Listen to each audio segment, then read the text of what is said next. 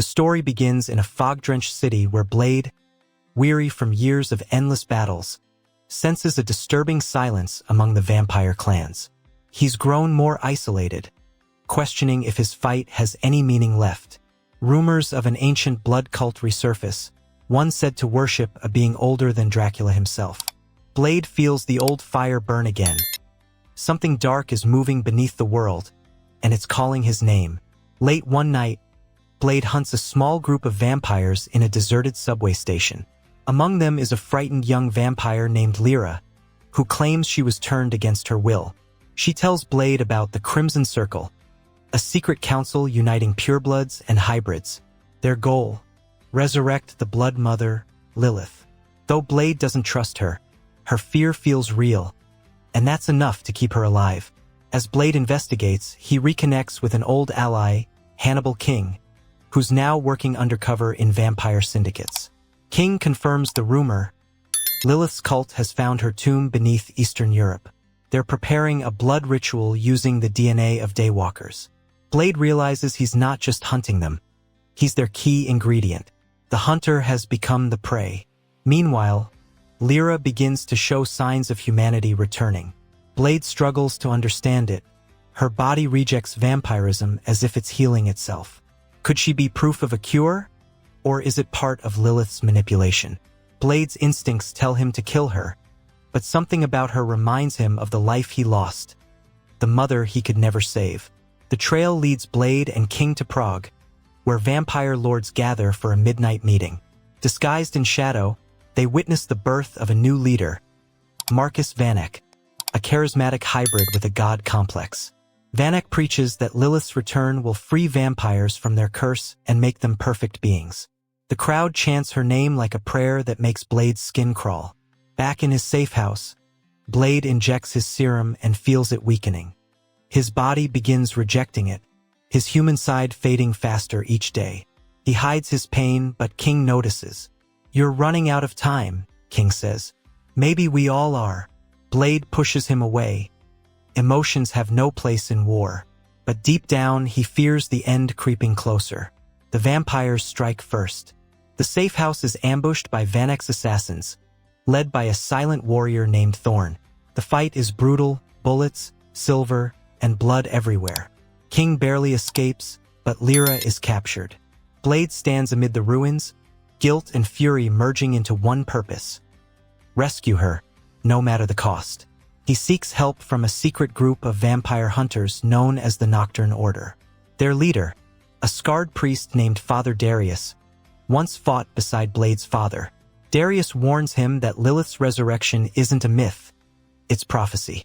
If she rises, Darius says, night becomes eternal. Blade doesn't believe in prophecy.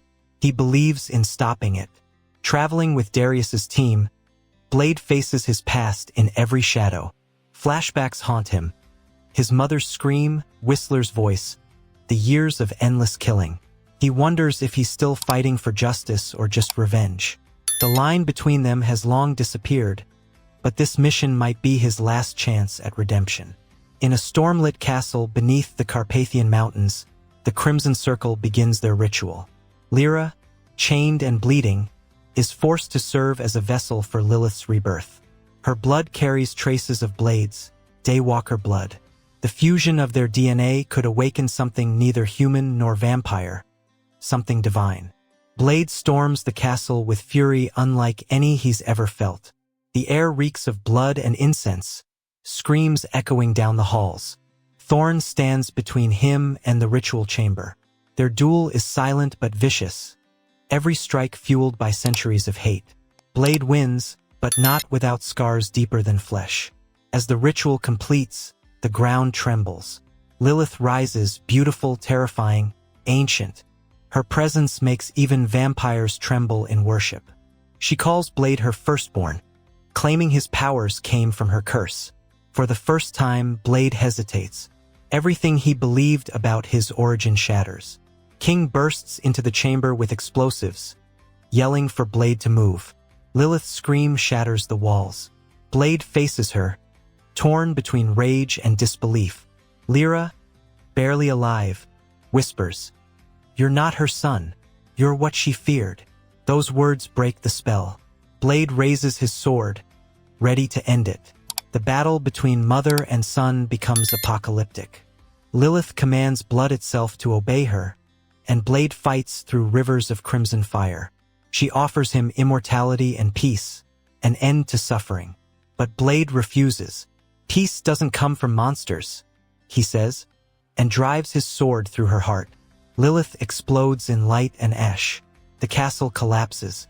Blade carries Lira out as the mountain burns behind them. King is gone, presumed dead after triggering the detonations. Rain falls as Blade lays Lira down, her humanity returning fully in her final breaths. "You saved me," she whispers. "Now save yourself." Days later, Blade walks through the ruins of an old church where Father Darius waits. "It's over," Darius says. Blade shakes his head. "No," he replies quietly. "It never is." He leaves his sword behind, walking into the dawn for the first time in years. The light burns, but he doesn't flinch. In the distance, a figure watches him from the shadows. It's King, scarred but alive, holding a vial of Blade's blood. "The cure," he mutters, "or the next curse." He walks away, hinting that the war between light and darkness is far from finished. Months later, news spreads of vampire attacks returning worldwide. Blade is gone, no one knows where, but whispers speak of a Daywalker ghost moving city to city, hunting in silence. Some say he's become legend. Others fear he's become what he swore to destroy. In the final moments, Blade stands on a rooftop overlooking a blood-red sunset. He grips a new sword forged from Lilith's ashes, glowing faintly.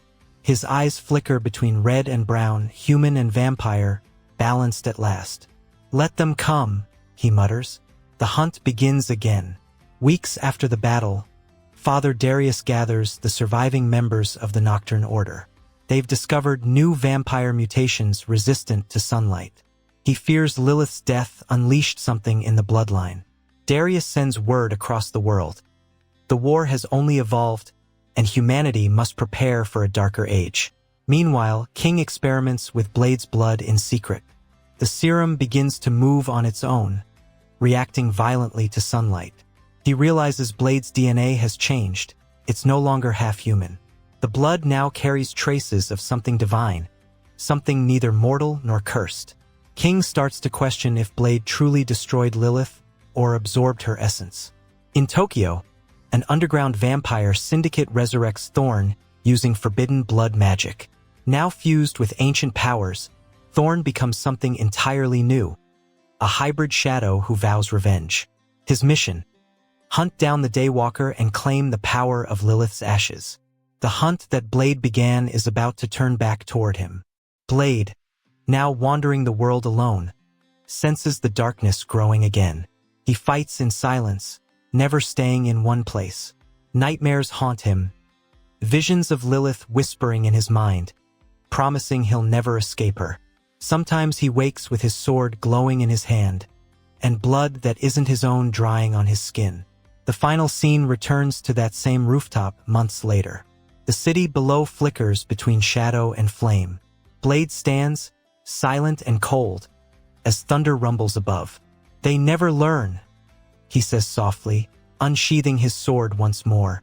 His eyes blaze red as he leaps into the darkness, a lone warrior against eternity, the Daywalker, reborn.